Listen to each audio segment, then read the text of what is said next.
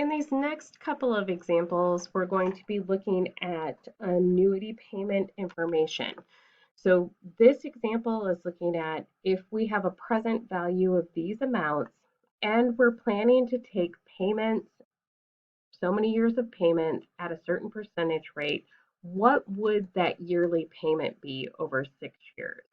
So at a $15,000 present value in an account that is earning 11% interest, what is the payment for 6 even years? So we're looking for the payment. We want the rate, the number of periods, and then the present value. Remember to make the present value negative so that Excel will give us a positive number. We're looking for a positive number. So if we have $15,000 today in an account that earns 11% interest, we can take 6 equal payments of $3,545.65, one at the end of each year for the next 6 years. That looks same thing. So if we look at 325,000 over 20 years at a 6% interest, the yearly annuity payment for each one of those 20 years would be $28,334.98. This is a good way to calculate how much we want to have in retirement.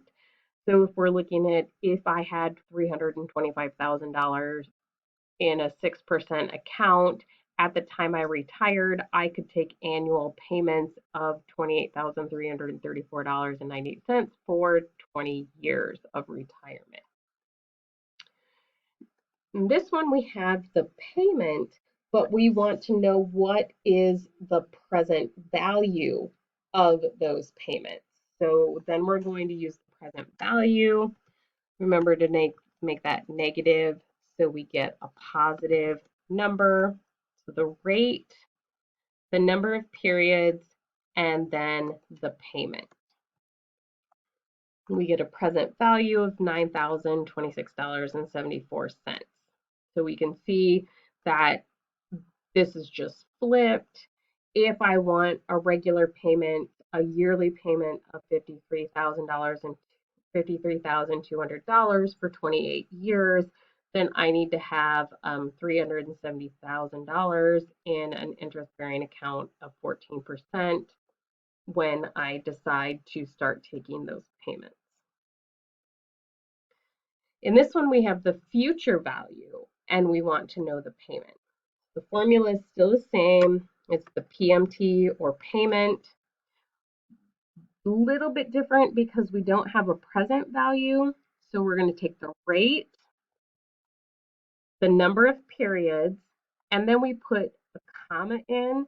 The present value would go here between those two commas, but we don't have a present value. So we're not putting anything in there. Excel will go through the math for that. They'll recognize that we don't have a present value. And then we want the future value amount to be negative, so we're going to put in that negative number there. So the annuity payment on those future values, we can see here. So this helps you, again, to calculate what kind of future value I want to have, what those payments might look like when we're thinking about saving for retirement.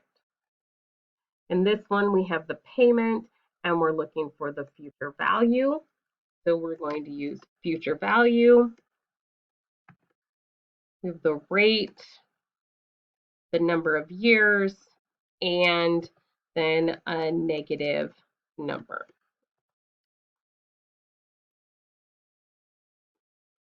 So you can see in this example here, like think about if I want to have $2 million in 40 years, then I need to save $6,500 a year at a rate of 9% interest. So when you're making plans for the future, you can say, I want to have this much saved at a future date. This is how much interest I know I can earn. How much do I need to put away in order to make that future amount happen? Here we're looking for the present value. So what is the present value in 20 years, or the present value or the future value 20 years later, or the future value 40 years later at 10.1% interest. So we're going to deposit $5,000 a year, and we're either going to deposit for 20 years or 40 years. Which one has the highest future value? So future value, rate, number of periods, 20, and then the payment, we need to make one of the amounts negative. And then, as we would imagine, saving for an additional 20 years is going to have a significant impact on the future value of the amount in that account. So you can see that saving for an additional 20 years has a significant impact on the amount of money that we would have eventually in that account. In this one, we're looking at investment. The investment is going to pay us $25,000 a year forever. So remember, that's perpetuity.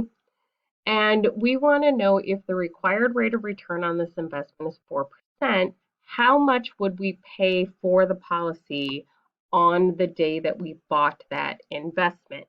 So remember, the perpetuity amount is the payment divided by the interest rate, and that is what gives you the present value.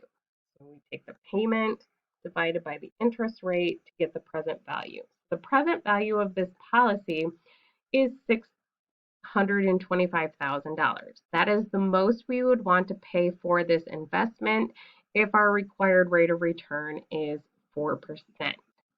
The second question says, suppose we were told the policy costs $645,000. At what interest rate would this be a fair deal? We're just going to rearrange our perpetuity equation of payment divided by rate, and we're going to take our payment divided by the policy cost. So our $25,000 payment divided by the cost of the policy. So if we had to pay $645,000, then we would expect a 3.88 interest rate for the required rate of return. The next two examples are looking at interest rates. So if you remember from chapter 5, we talked about the difference between the stated rate of interest, or the annual percentage rate, and the effective rate of interest. Depending on how many times the stated rate of interest compounds per year, the number of times it compounds per year, the effective rate of interest is higher than the stated rate of interest. So in Excel, we use the effect formula for effective rate. So you type in effect, and we choose the nominal rate, that's the stated rate, and then you choose the number of periods for the compounding. So the number of periods per year, you can see that. So this one compounds quarterly, or 4 times per year. We can see that the effective rate of interest is 10.6. As I said, the effective rate of interest is higher because of that compounding interest. This is usually when we're looking at debt information. So when you get a stated rate of interest for a credit card or for a loan, you need to calculate the effective rate of interest to see how much interest you're actually paying on that debt, because of the fact that the interest compounds so many times per year, either daily, monthly, quarterly, or semi-annually.